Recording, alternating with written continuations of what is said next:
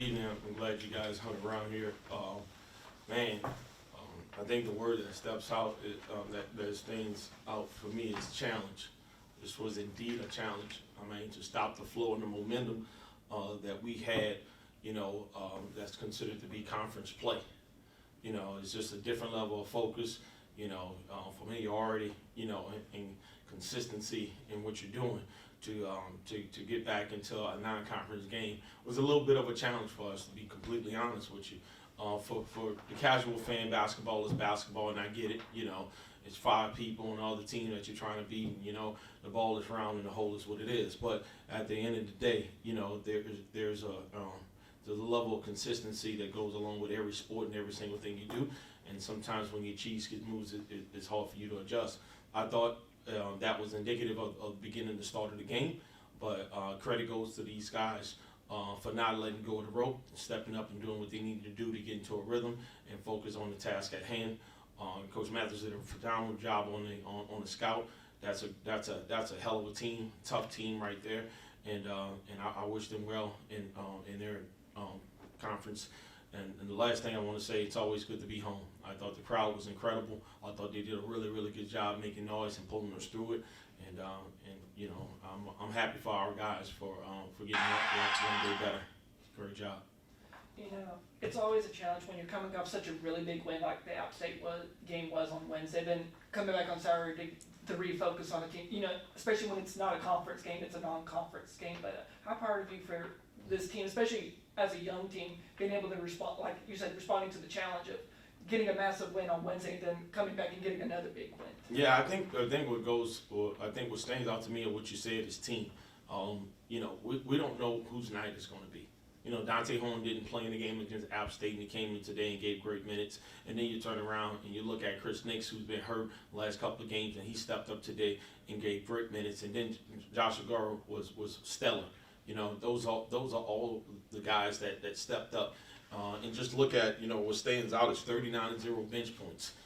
So whatever we do it together, we got a good chance. You know what I'm saying? So we refocus ourselves, and these guys came out and they contributed in a major way. The game didn't really start out how y'all wanted to. I know Ball State jumped up to that 10-2 lead, and y'all took the timeout. What was kind of the conversation at that timeout? Well, yeah, I think we kept it simple. I said, man, I think we can't underestimate how bad people want to win. We can't underestimate how they prepare. We can't underestimate their focus and their desire to compete. And I thought that we came out very casual. And when that happens, then that puts you in the situation that you're in. It's a situation that we put ourselves in. The game didn't start off 10-0. You know what I'm saying? We put ourselves in an 8-point hole, so we need to get ourselves out. And kind of the thing with during this 4-game stretch is like how the team has been responding, because before this 4-game home stretch, like when a team gets on a big run, the response wasn't as needed. In this one, when Ball State got the lead to 13-4, y'all responded with a huge 17-3 run to get things back on track, and I don't think Ball State threatened to. But what is it about during this 4-game stretch, this team responding to when adversity hits them in the face and being able, as the motto has been, holding to that rope and being able to punch back and give yourselves a chance? Yeah, it's the familiarity of what happened. Hey, we've been here before. We know what we need to do. So it's just us growing and maturing a little bit. So man, hey, this feels very familiar to what happened on the road versus Troy. Hey, this feels very familiar, to what happened in this game or in that game. And we remind them of those things, the things that they say, hey, has contributed to us to being in a position where we've been in. And also knowing that, hey, at this mark right here, if we can win this next 4 minutes, we can turn this game around. So kudos to those guys for their maturity and stepping up and doing what needed to be done. With this being, as we kind of talked about, this is relatively a young team and really new roles this season. What can you talk about as you were saying, the maturity of these guys being able to learn? Yeah, I think it starts really, with just Caden. To be honest with you, I think his ability to allow himself to be coached, and not get stuck in his last play has helped us tremendously. We feel comfortable with him on the floor and playing through mistakes. And then, what Sykes playing his consistency and the way that he's changing ends and the aggressive nature in which he's rebounding, that has helped out tremendously. And then you turn around, Jordan Mason has been a sounding board, but at the end of the day, you know, you got to have a leader, and that leader has been Dylan Dawson. So he's the guy that takes it on the chin. You know, he's the easiest guy to coach because he understands what's being asked of him, and he understands that is important that he be an example of what we want everybody else to be. You know, speaking of Davion Sykes, another double-double, 10 rebounds, 11 points, third double-double in the past 4 games. What is it about his play these past 4 games that's really helped this team out? Yeah, I just think he knows his job. You know, I think he's comfortable in his role. He understands his job. And where there's clarity, there's no confusion. You know what I'm saying? And he understands how important it is for him to rebound the ball. Okay, and he also understands how important it is for him to allow offense to flow through him, and he's taking the shots that he can make.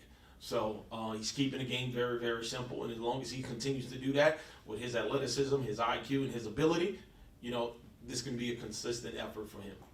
You know, focusing on defense, the one thing that popped out to me was like, of all the turnovers, y'all, first all of them were steals. It wasn't Ball State making mistakes. Y'all were forcing those turnovers. How key was it for that defense to continue saying that Bobcat tradition, playing that stingy defense? You're just overwhelming Ball State. Yeah, we've been pretty handsy lately. All right, we have a number of deflection that we're trying to get every game, and we doubled the post today because he's a really Jihad is a very, very good player. He's an elite level player.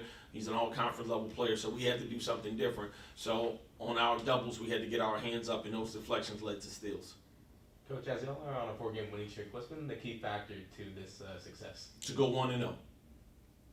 And to be honest with you, like to live in the moment, not control the controllables, not worry about, you know, trying to go 5-0 or 4-0 or 3-0. You know, the motto is to go 1-0 every single day, and we've gotten a long ways on that. You know, that's we put that on the championship ring before, so that mindset is where we need to keep it. Speaking of championships, defense wins championships. How has the defense changed from the beginning of the season to now? Yeah, I think consistency in lineup, I think has helped. I think being able to practice 5-on-5 has helped, and then also buy-in. I think what I told the guys in the locker room is you're starting to understand that this is how we've won games. All right, not with necessarily your ability to make a shot. Yeah, that's the part that everybody else sees, but the part that translates into winning is the first stop. The first play on offense is getting a stop on defense, and it's about buy-in and belief that it's important. And then with your 2 top scorers being Colton Benson and Jordan Mason, both coming off the bench, how important is it to have those guys coming off the second unit? Yeah, I mean, you know, you got guys that can score the ball. At the end of the day, man, I think the most important thing is a mindset of nobody cares who gets the credit. You know, it doesn't matter where you're in the fold, you know. I mean, you take away, tomorrow, just do me a favor, just eliminate the offensive line and see what happens.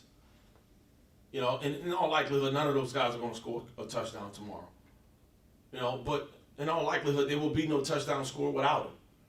So everybody's important. And it don't matter whether or not you're coming off the bench or you're starting. When you're a part of a team, man, you do your job to the best of your ability and let the chips fall where they may. And that's about maturity, and that's about guys loving the process and then doing what it takes to win. So if we can continue to be as selfless as we need to be for us to win and have a us and we mentality over our I and me mentality, we can win games. And that's what it's about. And if you can find a team of guys that can do that, they can have their pitch outside the locker room. How does Jordan Mason coming off the bench instead of starting kind of help this team? Yeah, I think it's obvious, you know, from the standpoint of, you know, you can plug him in at any spot. Mm-hmm. You say, hey, go in at the 5, and then we understand that we're going to slide everybody down. You can say, hey, go in at the 1, and then you know what the slide is. Go in at the 2 or the 3 or the 4. You know what the slide is. So it gives you great flexibility, and then it gives you continuity. And what I mean by that is he's consistent at what he's able to do when he comes in. He's not trying to find his role when he comes in. So, and then at the end of the day, you know, it gives Sykes, who's coming off an injury, you know, we don't want to warm him up, you know, right before the game and then sit him down for another 3, 4, 5 minutes of game time, which might be another 10, 15 minutes of real time. So now he's able to play out the gate warm instead of having him to get warm. You know, so there's some science behind it when it comes down to how you handle his body. But it also has been good for the team. It's something you try to kind of shake it up, and we needed to shake up. But we needed a mature young man to do that with, and he was that guy.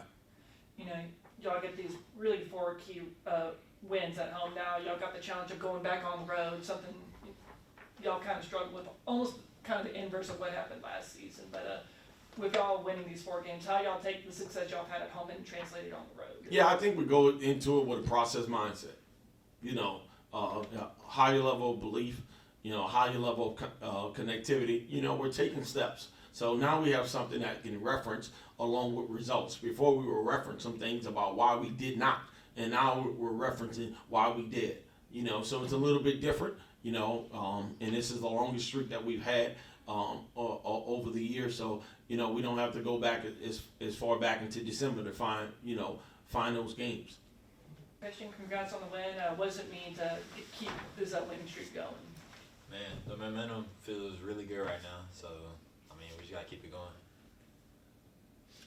In college basketball, you always want to be playing your best ball leading into March. That's the main thing. So it's good that we're starting to build momentum at the right time. We defended home court these past 2 weekends, and now it's time to take this momentum onto the road. That at the start of the first half, it wasn't the best y'all were hoping for. After y'all went down 10-2 and y'all went into the timeout, what was the conversation like?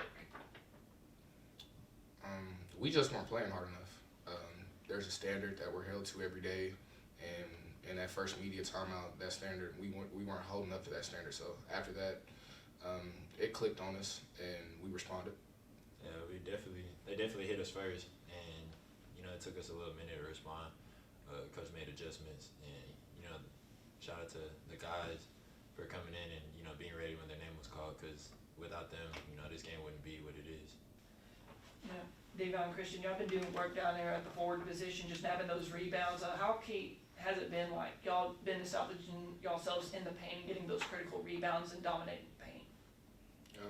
It starts with our guards leveling guys off, not getting paint touches as much as it was earlier in the year. That just makes it easier for the forwards to box out and then come in and fly and get rebounds rather than it's more or uncontested threes that are going in or layups that are going in. We're getting better opportunities to rebound because the guards are defending better. So shout out to them. Definitely, everybody's doing their job.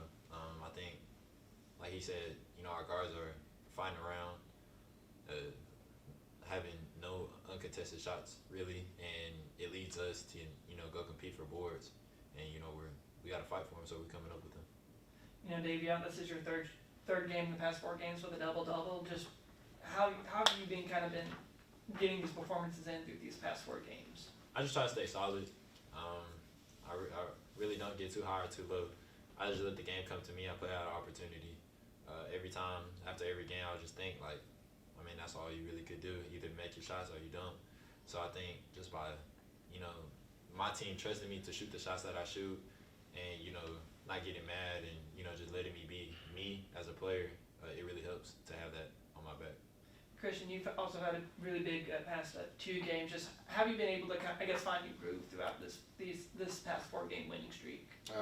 Just putting in the work and trusting my game, confidence. Coach, he puts guys out on the floor that he trusts, and he wouldn't put you out there if he didn't trust you. So I'm just out there playing confident, playing for my teammates. I don't see anything else. I'm playing harder. I'm just trying to play harder and harder every time I'm out there. It's always hard when you have a game like the App State game, very high intense game. Y'all come out, beat the conference leaders, and then turn around and play non-conference games. Not saying like every game is not important as the rest, but what was the key to kind of putting that App State game behind y'all and focusing on Ball State to get another important W? Like he said earlier, we just focus on going 1-0 throughout the day. So being able to put things behind, like tomorrow we're going to put this behind us, and we got to focus on the next opponent. So, just celebrate now, celebrate today, and then we just come back tomorrow with a different mindset. Yeah, kind of what he said. We haven't arrived yet. We haven't played our best basketball yet, so we're just trying to turn the corner and take the next step. So after that game on Wednesday, it was great. Next day, we were already locked in on the next opponent, so that's how we have to take it all the way into March. And you've got another challenging task, not only extend this 4-game winning streak, but also go back on the road for another 4 games. That was going to be the key to keeping this momentum y'all built up during this home stretch, and now take it on the road. Defense travels, most definitely. So I think if we can keep this defensive withstand that we've been going out here and doing, stay connected, and communicating like we've been, road games, they shouldn't be a problem. And that's only if we play defense.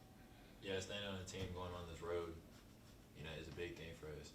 I think kind of being on the road, it kind of isolates us from the world. So, we're all going to be together. So I think, with this momentum going into the road game, I think we're going to be fine. But, we just got to figure out how, to stay together, and it's going to help us.